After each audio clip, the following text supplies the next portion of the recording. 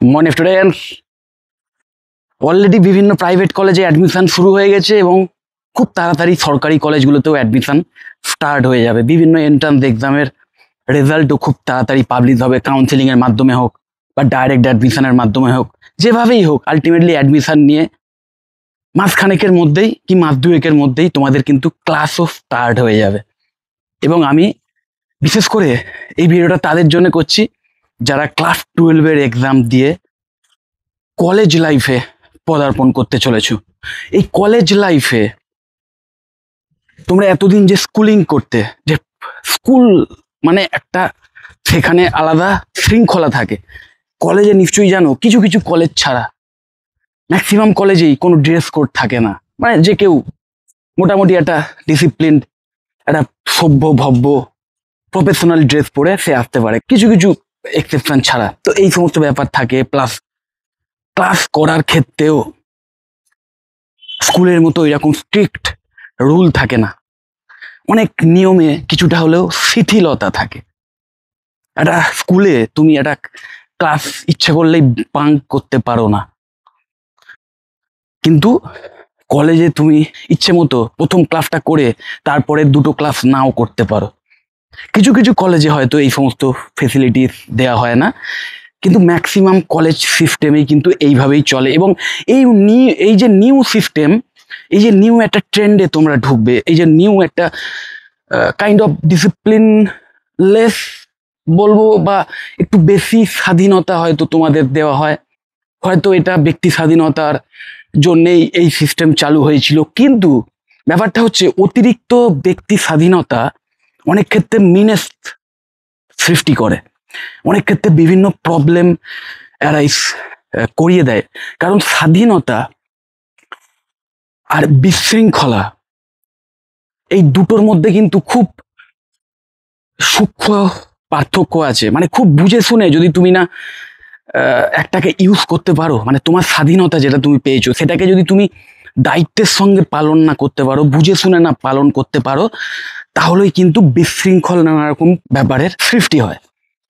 ওকে, ঠিক সেই রকম একটি মিনেস বলো বা বিশৃঙ্খলা বলো, র্যাগিং একটা সামাজিক ব্যাধি।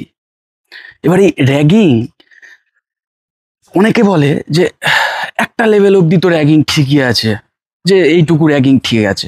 এবার ওই যে মাপকাঠিটা, মানে অনেকের কাছে সহ্যের যে লিমিট সেটা কিন্তু এক এক রকম এক একজনের কাছে। তো যাই হোক, আলটিমেটলি এই যে র্যাগিং, এই র্যাগিংটাকে তুমি প্রতিহত করবে কি করে? কারণ তোমরা নিশ্চয়ই জানো যে র্যাগিং অনেক সময় অনেক সামান্য ছোটোখাটো ব্যাপার থেকে শুরু করে আস্তে আস্তে এমন জায়গায় চলে যায় যে অনেক স্টুডেন্ট অনেক সময় অনেক নেগেটিভ চরম ডিসিশনও নিয়ে ফেলে এবং অনেক দুর্ঘটনা ঘটে। তোমরা নিশ্চয়ই খবরের কাগজে পড়েছো বা পড়ছো, এবং তার মধ্যে কটা ঘটনার আমাদের সামনে আসে। এমন অনেক স্টুডেন্ট আছে যে স্টুডেন্টরা হয়তো সেই কথা মানে বাইরে সমাজ মাধ্যমে বাদ দাও, নিজের বাড়িতেও জানাতে পারে না, লজ্জা পায়, ইনফেরিয়রিটি কমপ্লেক্সে ভোগে, ভাবে যে আমার সঙ্গে এইরকম, মানে আমাকে এইভাবে লজ্জিত হতে হয়েছে বা আমাকে এইভাবে হিউমিলিয়েট হতে হয়েছে, সেটা আমি কি করে জানাবো সবাইকে, এই ভেবে অনেকে চেপে থাকে।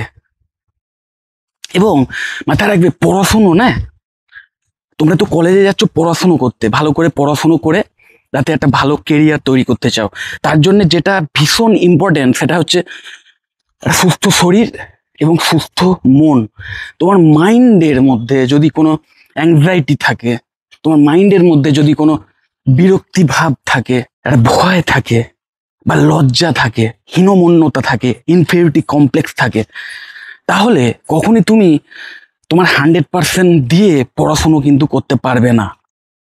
তোমরা যারা আবাসিক স্টুডেন্ট, মানে সোজা কথা যারা হোস্টেলে থাকবে, তাদের জন্য তো আরো বিশেষ করে এই ঘটনাগুলো, মানে আমি যেগুলো বলতে চলেছি সেগুলো প্রযোজ্য, বা এই র্যাগিং এর ব্যাপারগুলো আরো বেশি দেখা যায় হোস্টেলে থেকে যে সমস্ত স্টুডেন্টরা পড়াশোনা করে তাদের জীবনেই বেশি দেখা যায়। এবং কিছু কিছু ক্ষেত্রে যে সমস্ত স্টুডেন্টরা বাড়ি থেকেই হয়তো যাতায়াত করে পড়াশোনা করে, সেক্ষেত্রেও হয়তো হয় কিছু কিছু ক্ষেত্রে। তো দুটো ক্ষেত্রেই যখনই দেখবে না যে এরকম র্যাগিং হচ্ছে, তুমি তোমার যে সহ্য ক্ষমতা বা তোমার যে মান অপমান বোধ, সেই লিমিটটাকেই কিন্তু লিমিট হিসেবে দেখবে।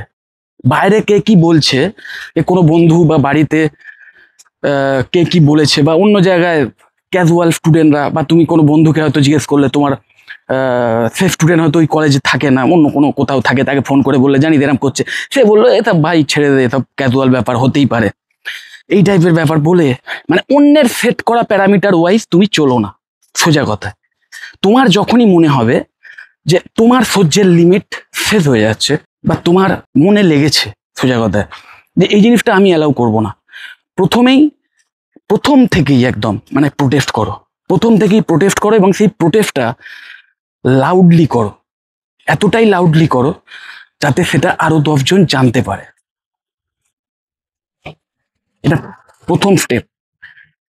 এবং শুধু তাই নয়, লাউডলি করার পর নিজেকে সবসময়তেই সেই অ্যাডভার্স পজিশনে যাতে আর পরবর্তীকালে পড়তে না হয়, তার জন্য যা যা স্টেপ নেওয়ার দরকার সমস্ত স্টেপ কিন্তু তোমাদের নিতে হবে।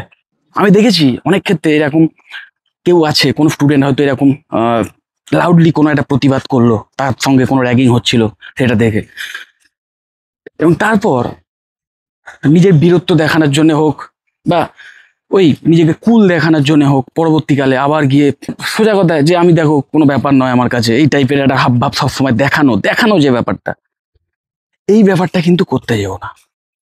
তুমি তোমার মতো থাকো, নিজেকে নিয়ে থাকো, নিজের পড়াশোনা নিয়ে থাকো, কিছু বন্ধু বান্ধব সিরিয়াস থাকবেই, যারা যারা তোমার মতোই সিরিয়াস, যারা পড়াশুনো করতে গেছে তাদের সঙ্গে বন্ধুত্ব করো। এইরকম পরিবেশ বা এইরকম বন্ধুত্ব বা এইরকম কোনো গ্যাদারিং এড়িয়ে চলো যেখানে এরকম র্যাগিং এর সম্ভাবনা থাকতে পারে। এটা হচ্ছে প্রাথমিক স্টেপ। এইটার পরেও যদি দেখো যে না, অনেক ক্ষেত্রে এইরকম ভাবে নিজেকে আইসোলেট করে রাখার পরেও কিন্তু র্যাগিং হওয়ার সম্ভাবনা থাকে, ফোর্সফুলি যদি কেউ তোমাকে, মানে তারপরেও যদি এরকম একটা অ্যাডভার্স সিচুয়েশনে পড়তে হয়, সেক্ষেত্রে অবশ্যই সেখান থেকে তো অবশ্যই আগে বেরিয়ে এসো, একদম মানে লাউড একটা প্রোটেস্ট করে বেরিয়ে এসো, এবং অবশ্যই প্রথম দিনই সেটা নিজের কলেজের যারা হায়ার অথরিটি আছেন তাদের জানাও, হোস্টেল থাকলে হোস্টেলের যে সুপারিনটেন্ডেন্ট আছে তাকে জানাও, বাড়িতে জানাও, আগে তার আগে বাড়িতে ফোন করে জানাও, বাবা মাকে লাউডলি বলো যে এরকম হচ্ছে, তোমরা ব্যবস্থা নাও, আমি কিন্তু থাকতে পারবো না, ডাইরেক্ট বলো যে এরম যদি বেশি দিন চলে, বা বেশি দিন কেন, মানে তুমি এইভাবেই বলো যে এরম যদি আর একদিনও হয় আমি কিন্তু কলেজ ছেড়ে চলে যাব, মানে এখান থেকে বাড়ি চলে যাব, থাকবো না, অন্য কোথাও ভর্তি হবো, আমার অন্য কোথাও ভর্তির ব্যবস্থা করে দাও, হয় এইটার সুরাহা করো, নয়তো আমি সেখান থেকে চলে যাব, কোনো কম্প্রোমাইজ নয়, নো কম্প্রোমাইজ। এবং গার্জেনদেরও আমি বলছি, আপনারা যারা শুনছেন আপনাদেরও আমি বলছি, যখনই আপনার ছেলে বা মেয়ে যেই হোক এই টাইপের কোনো কমপ্লেন করবে না, সেটাকে একদম অ্যাট মোস্ট প্রায়োরিটি দিয়ে দেখুন। ম্যাক্সিমাম ক্ষেত্রে দেখা যায় যে গার্জেনদের ক্যাজুয়ালনেসের জন্যে, বা গার্জেনরাই অনেক সময় স্টুডেন্টদের এই প্রবলেমগুলোকে হয়তো শুনেও তেমন একটা আমল দেন না, অনেক ক্ষেত্রে তাকে সেই স্টুডেন্টকে হয়তো বলে ঠিক আছে মানিয়ে নে, আর কিছুদিন দেখ হয়তো ঠিক হয়ে যাবে, বুঝিয়ে বল, এই টাইপের যে ব্যাপার, একদম নয়, একদম নয়। নিজের গায়ে মেখে নিন সেই অপমানটা, যে নিজের আপনার ছেলে বা মেয়েকে, সেটা যত ছোটই এরকম কিছু করা হোক, সেটাকে গায়ে মেখে নিন, সোজা গিয়ে কলেজে কাকে কমপ্লেন জানান, তারপরেও যদি কিছু না হয়, আলটিমেটলি এখনকার যুগে তো অনেক প্রবলেম অ্যারাইজ করতে পারে, মানে অনেক ক্ষেত্রে কলেজ অথরিটিও হয়তো সেরকম স্ট্রিক্ট অ্যাকশন নিতে পারে না, বা নেয় না, অনেক ক্ষেত্রে জানি না, সেক্ষেত্রে দরকার হলে কলেজ থেকে ছাড়িয়ে নিয়ে চলে আসুন। কারণ মাথায় রাখবেন, আগে সুস্থতা, আগে মানসিক সুস্থতা, এবং এই মানসিক সুস্থতা বিগড়ে গেলে সেটা আরো ভয়ঙ্কর, মানে নেগেটিভ ব্যাপারে বিভিন্ন দুর্ঘটনা ঘটতে পারে, দেখছেন চারিদিকে। তো সেই টাইপের কিছু ঘটনা ঘটার আগে সেই কলেজ থেকে বার করে নিয়ে আসুন দরকার হলে, ওকে? এটা আমি এক্সট্রিম সিচুয়েশনের কথা বলছি। তার আগে যত রকম ভাবে সম্ভব অ্যাক্টিভলি চেষ্টা করুন যাতে এই জিনিস আছে আর যাতে না ঘটে, যারা এইরকম ঘটনা ঘটাচ্ছে তারা যাতে সিভিয়ার পানিশমেন্টের সামনে পড়ে, সেইটাকে নিশ্চিত করুন। আর এই জিনিসটা কিন্তু ডে 1 থেকে করুন, মানে ওই অনেকেই অনেক ক্ষেত্রেই দেখা যায় যে ওই প্রথম প্রথম ছাড় দিতে দিতে সেই জিনিসটাই হাতের বাইরে চলে যায়, কিছু করার থাকে না। আমি চরম যে অ্যাডভার্স যে ঘটনা ঘটতে পারে, নিশ্চয়ই তোমরা আইডিয়া করছো, বা গার্জেন যারা আছেন তারা আইডিয়া করছেন আমি কি বলতে চাইছি। কম্প্রোমাইজ ততটুকুই করবেন যতটা নিজে অ্যালাউ করবেন, অন্যের অ্যালাউ করা কম্প্রোমাইজটা মেনে নেবেন না। যে অন্যরা বলছে ঠিক আছে মেনে নাও, না, কত অবধি আপনি সহ্য করতে পারবেন সেটাই আপনার কম্প্রোমাইজ করার লিমিট। এটা স্টুডেন্টদের জন্য একদম সেম জিনিস।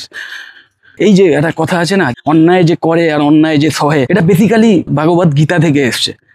এটা কৃষ্ণের উক্তি। ভগবত গীতা যারা ভালো করে পড়েছেন সেখানে কৃষ্ণ বারবার বলেছেন। ভীষ্ম, দ্রোণ, কৃপাচার্য যথেষ্ট ভালো মানুষ ছিলেন এনারা, কিন্তু এনারা অনেক বড় বড় সব গুণী মানুষ ছিলেন, অনেক ভালো গুণ ছিল, কিন্তু একটাই দোষ ওনাদের ছিল, সেটা কি, যে অন্যায় দেখেও সহ্য করে গেছেন, যে কারণে তাদের কিন্তু সেই পাপের ভাগীদারি হতে হয়েছিল। কারণ তারা হয়তো নিজেরা অন্যায় করেননি, কিন্তু অন্যায় দেখেও কোনো প্রতিবাদ করেননি অ্যাক্টিভলি। তো যে কারণে শ্রীকৃষ্ণ কিন্তু এই উক্তি তখনই দিয়ে গেছিলেন, যেটাকে পরবর্তীকালে বিভিন্ন কবিরা বিভিন্নভাবে ইউজ করেছেন, এবং খুব খাঁটি কথা এটা। তো আমি তোমাদের বলবো একদম প্রথম থেকে, এবং অবশ্যই অ্যান্টি গ্রিভেন্স সেল, অমুক তমুক কলেজের বিভিন্ন এই সমস্ত জায়গা তো থাকেই, সেইগুলোর হেল্প নাও। এবং আমাদের একটা পোর্টাল আছে, আমি সেই পোর্টালের লিঙ্কও দিয়ে দেবো, একটি আছে অ্যান্টি র্যাগিং পোর্টাল আছে, তো সেইখানেও তোমরা কমপ্লেন লজ করে রাখবে। সেক্ষেত্রে সেই স্টুডেন্টও যেমন পানিশমেন্টের মুখে পড়বে, তেমন সেই কলেজেরও বিভিন্ন প্রবলেম মানে অ্যারাইজ করতে পারে। ওকে, তো এভিডেন্স নিয়ে সেই সমস্ত পোর্টালেও কিন্তু তোমরা কমপ্লেন করতে পারো।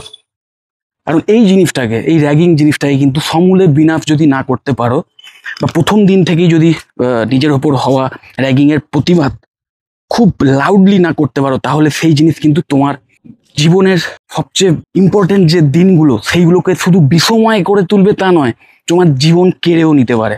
ওকে, তো যাই হোক, যদি এই রিলেটেড কোনো ইম্পর্টেন্ট ইনফরমেশন আমার থেকে চাও, তাহলে অবশ্যই আমাকে কল বা হোয়াটসঅ্যাপ করতে পারো।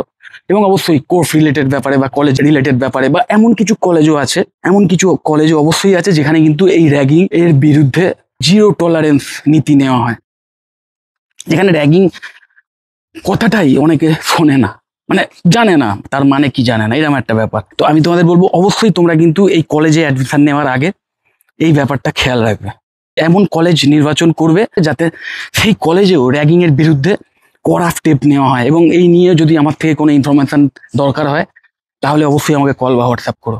ওকে, আমি তোমাদের কমপ্লিট হেল্প করে দেবো।